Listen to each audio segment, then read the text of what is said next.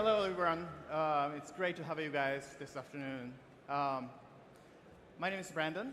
I run a San Francisco-based design company, provides UX design, service design, and branding.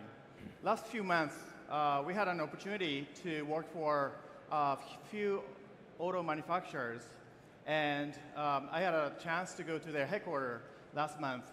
And the first thing they did was they took my cell phone away, put it in the locker so that I cannot take any photos to steal their IPs. I thought that's kind of interesting because in the current trend, everything is open, everything is connected. But the truth of the matter is auto manufacturing industry is so against the current trend, I would have to say. They're so disconnected, closed, focusing on the hardware, and they're chasing after specs instead of user experience. And take Tesla, for example. They're not an auto manufacturing company anymore. They're more software company, and they're like a startup. And today, we have a couple guest speakers working for traditional automotive manufacturers, Honda and Yamaha, Nick Sugimoto and Hiro Saijou. Thank you very much for joining today. Interesting thing about them is they run companies in Silicon Valley trying to disrupt themselves from outside of their headquarters in Japan because things are so moving fast and quickly in Silicon Valley. I'm pretty sure there are things that they're doing differently, and I'm very interested in learning how you are innovating your own companies from Silicon Valley. So can you explain how you're doing that today? Introduce yourself. Yeah. Hi. Well, thanks for having me. I'm Nick Sugimoto from Honda. Honda has been in Silicon Valley for a little over 17 years. We started as a small corporate venture capital team. Now we are doing more prototype development with startup companies in the Valley and all over the world, as well as big guys like Apple and Google. So we're pretty active in doing open innovation activities. Are there any specific projects that you took a lead on, which are known to the public now, or something you can talk about? Sure. Well, one actually big achievement is the smartphone integration with the car called Android Auto and CarPlay, which connects your either Android phone or iPhone to your car screen and the steering wheel buttons and speakers and microphones in a car for you to be able to operate your contents and apps in your phone in a very safe manner in a car just by pressing the button on the steering wheel and voice command. You can make phone calls, you can make text message, receiving messages as well, navigation, listen to music. All of those are available in the car. So that was led by my team and collaboration with Google and Apple. That came into our production vehicle 2 years ago. Now in all Honda vehicles, that technology is already there. So that's one big example how we collaborated and then put the output into our mass production products. Hiro, how about yourself? What are some of your responsibilities in Silicon Valley, and what will be some of the projects that you took a lead on? Okay, yes. This is Hiro Saijou, CEO of Yamaha Motor Ventures Laboratory. Also, I'm leading the project called Motorbot. It's a human rider that can ride a motorcycle autonomously to compete with the world professional rider. You can check the movie in YouTube later on. And then back to your question, my purpose, my objectives in the corporate venturing in the Silicon Valley is not about disruption of today's business in the Yamaha. Because we could see a lot of the opportunities outside of Yamaha's business today than in the Silicon Valley, because so many things is now moving very quickly, as you mentioned. Also, the lead definition is happening everywhere. This is great opportunities for all of the players in the automotive to acquire new opportunity, not only the automotive industry. We can utilize our existing technologies and the business asset to acquire the new area for the future. In that sense, the Silicon Valley is best place for me to leverage their ecosystem to get us move forward to understand what's going on there. Then we shall do some innovative things. If necessary, we shall do disruptive things to the existing business. But the disruption itself is not objective for me. So how do you guys view those brands in Japan? Obviously, you two work for Japanese brands in the automobile or mobility industry. Do you think those companies are kind of behind on innovation technologies, or do you think few companies sponsoring this event, European brands, do you think they're advanced? What is your take on the progress of innovation in the industry? Yeah, in some sense, the BMW, Mercedes, Volkswagen, they are pretty aggressive to acquire the new area compared with most of the Japanese automotive OEM. But we should remember what's the important things, the improvement continuously, and also how can I say, safely done is very important to get us to have the nice cars today. So this kind of incremental improvement itself is very important. We shouldn't ignore that. But on top of that, how we can get more aggressive approach to take the opportunities. In that sense, this kind of event is very important for me, and probably for the Honda or other automotive makers. Then probably the Japanese automotive player is relatively slow to acquire that opportunity, but they are now becoming to be more aggressive to try to take that. Yeah, I thought it was interesting that you told me that when you try to speak at this event, your headquarters says, oh, what's web got to do with our business model? And then you have to explain the connection between web, internet to existing Yamaha business. Yeah, so exactly. I thought it was kind of interesting. Yeah, because 99% of our product is totally disconnected. So we have no relationship with web at this point. So that question came out from our management team. It's pretty honest and very simple. So I just need to explain that I'm working for a disruptive thing, disconnected things from today's Yamaha's business. That's why this is perfect opportunity for Yamaha to understand what's going on in outside of Yamaha's world. Then how we can identify next steps for us to move forward. That's the purpose of this. I see. Our PR team doesn't know I'm here today. You should hide. You should hide. Nick, I understand. Like you had told me before that one of your missions is to remove Honda from manufacturing engines because it's not environmentally friendly. So, what are you particularly trying to accomplish by contributing to Honda from Silicon Valley? Yes, Honda is actually the largest internal combustion engine producer in the world. We build a little over 30 million engines per year. And those engines go onto automobiles, motorcycles, power equipment, all of those. But at the same time, Honda actually built the first self-driving car about 30 years ago. We have been working on self-driving technology for a long, long time. And one spin-out from that is an Asimo humanoid robot. So we have been pretty active in research in robotics and automation. So in that sense, Honda is not necessarily behind, but I would say entire automobile industry appears to be a little bit behind compared to IT industry like this, because the software and also the improvement of the hardware, processor speed, network speed, also sensor performance, they finally got to be the level where the self-driving technology is more realistic. 30 years ago, it was almost a dream and science project. So in that sense, car industry has a long history of robotics research and software as well.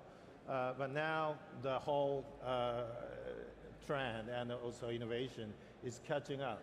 So that's the time. This is a time when the IT industry, all software people, and also hardware-oriented car manufacturers can get together and work together very closely.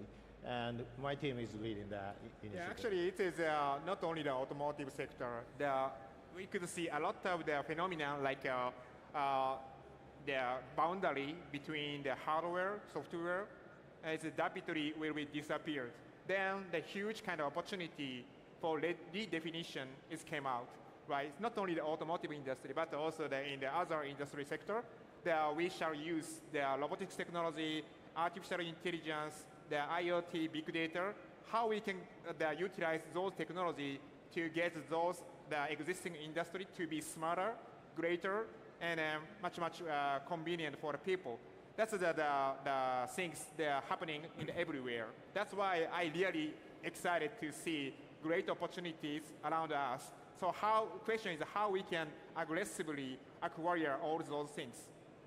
Well, as established brands like yourself, do you feel it's not easy to, I would say, penetrate your management team or executives to make them understand why they need to be innovative? Do you feel some sort of frustration from outside of Japan, trying to negotiate your executive team about doing new things or things differently? Definitely. Honestly speaking, sometimes I felt the huge frustration, but very fortunately, I could get the great support from our management team because I convinced them, okay, there are so many things happening, sharing, autonomous driving, and IoT, all those things. They couldn't understand the meaning of that. But I explained several times. Then finally they said, oh, Hiro, I couldn't understand what you are saying. That's why I can let you go. That's a great word I get. After that, everything's moved very quickly and smoothly. This is one of the unique character Yamaha has. It's very curious, very, aggressive to learn what we don't know yet. That's one of the uniqueness we have. That's why I'm now utilizing that kind of curiosity to move forward to acquire the opportunities. Nick, what is your experience with your headquarters? Well, luckily, my team has a great support from Honda's top management. So we have very big autonomy and pretty nice resources to use for collaboration with outside innovators. But sometimes the speed is different because we are more hardware oriented and also our product carries human life. So we need to go through a very strict product quality assurance process. So that sometimes make a little bit gap in the speed, but I think there is a way to decouple the speed constraint from IT innovation speed. So that's why we introduced the new idea to launch new features in a form of app running in a car to be able to more function in a form of app later stage of the development. So I think there is a solution to fill the gap. Going back to the main topic of this session, robot on the road. How do you guys take robotic technologies into your next product or business model? Can you explain, can you talk anything about what you're doing with robotic technologies? Yeah, okay. I was a software engineer, 20 years working for the factory automation and the robotics. So I'm kind of an alien of the Yamaha Motor Corporation. That's why I don't want to put the robot itself on the road, just the replacement of the human. But what I want to do is how I can integrate robotics, not a robot, robotics technologies onto the vehicles to be more intelligent and smarter and also safer. Then we can enjoy the more kind of the ride freely and more driving with more fun. That kind of things that we want to deploy. This is kind of more how we can maximize fun for driving, fun by driving. This is one of the way. The other way is the autonomous driving, all those things. I believe the previous session mentioned the mobility as a service, the type of things. Probably autonomous driving technologies itself is very good fit for the public transportation to be modernized, very sophisticated, to cover the on-demand and less infrastructure requirement. So I'm thinking about these two directions. One is for more personal mobility, how we can make the vehicle more intelligent and friendly and personalized. The other way of the usage of the robotics could be autonomous driving, public transportation. That is what we are looking at now. How about the case of Honda? Well, Honda has been working on a humanoid robot for a long time called Asimo. Unfortunately, Asimo cannot drive a car today. Well, you don't really need a humanoid robot to drive a car. Yeah. Well, let the car drive itself. Well, like many self-driving car projects you see, we put sensors in the car and put algorithm and processor into the car. So yeah, definitely it's coming soon. Honda recently announced that we are targeting 2025 to introduce a perfectly self-driving car on the street.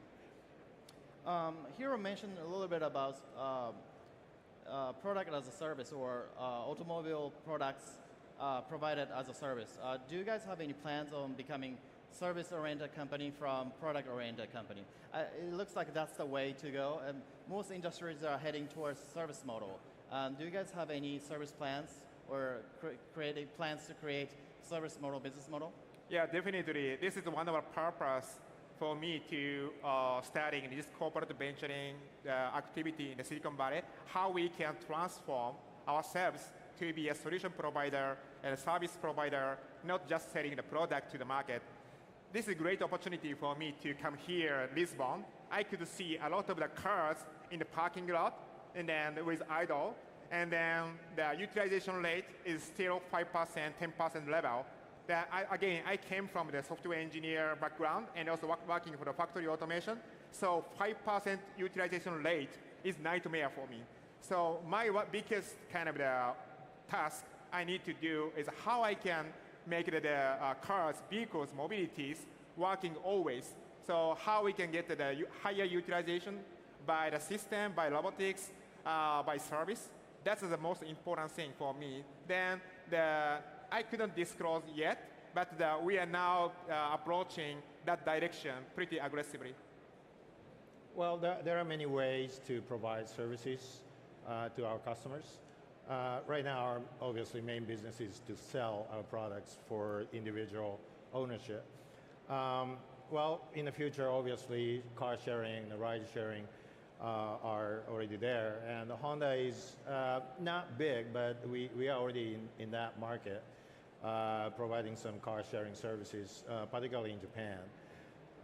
Going forward, yes, there are way more opportunity for services. Even for car owners, they can enjoy more benefit by sharing the vehicle data with the car company. Then the car data could be another gold mine for many third parties. Easy example is auto insurance industry. They want to look into the data, how you drive, and they can offer you a discount of your car insurance premium. So yeah, we are in that business, and we are offering more and more services to our customers. Why don't you shoot me? No, I just boring. Time is up, so thank you so much, guys. Thank you.